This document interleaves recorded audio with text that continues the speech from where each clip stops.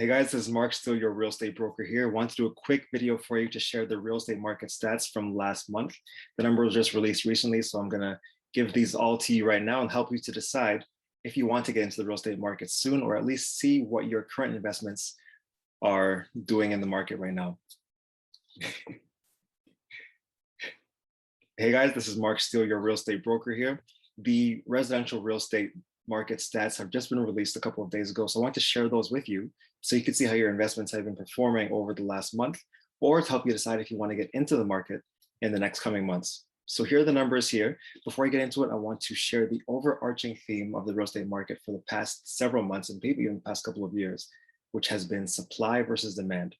As you know, if you're in the market or if you've been watching the market at all, you can see that the supply is far below the amount of demand that we have in the market right now. So the example I give my clients and friends is for every house that's available for sale, you're seeing at least 10, 15, maybe even 20 people looking to purchase that same house. So of course, as you know, this is going to help to increase the sales price of these properties. And we're seeing a lot of that in the residential stats right now. So I have this page pulled up here for the residential stats of October, released a couple of days ago. The total number of residential transactions this year was 9,783. So this is the second highest number of October sales we've seen on record, only compared to last year's October sales, which was 10,503. So a slight decrease there, but still a significant number for October.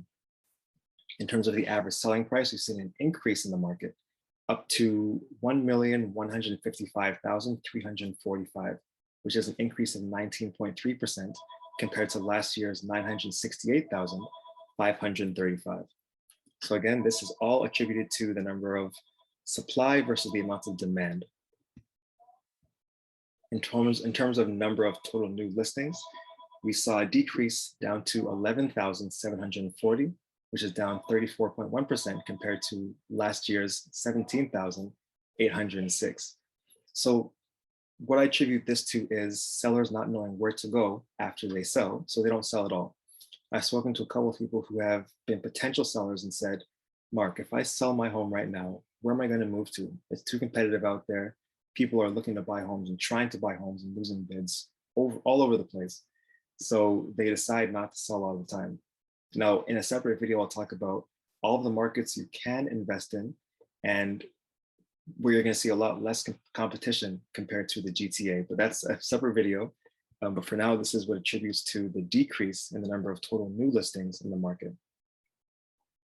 In terms of the total property days on market, we've seen a decrease of 25%, down from 24 days on market last year to 18 days on market this year. Now, as you've probably seen with bidding wars, when a property is put on the market, often they'll have a message that says accepting all offers on November 5th or accepting all offers 5 days from now, whatever the case may be.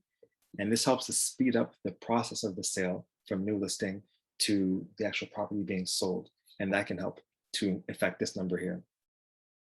All right, so those are the residential stats. I'm going to scroll down to the condominium market stats, which are outlined a bit differently than those ones. We're not going to see comparisons of month versus month. You're going to see the quarter versus quarter. So in terms of the total new condo apartment sales, we saw an increase by 10.6%, up to 7,810 in the new condo sales. Let me just move my screen here. In terms of the average selling price, we saw an increase in 689,831, so an increase of 8.9% compared to last year. And again, this is all attributed to supply versus demand and people shifting over to the condominium market because it's in general less expensive than the residential freehold market.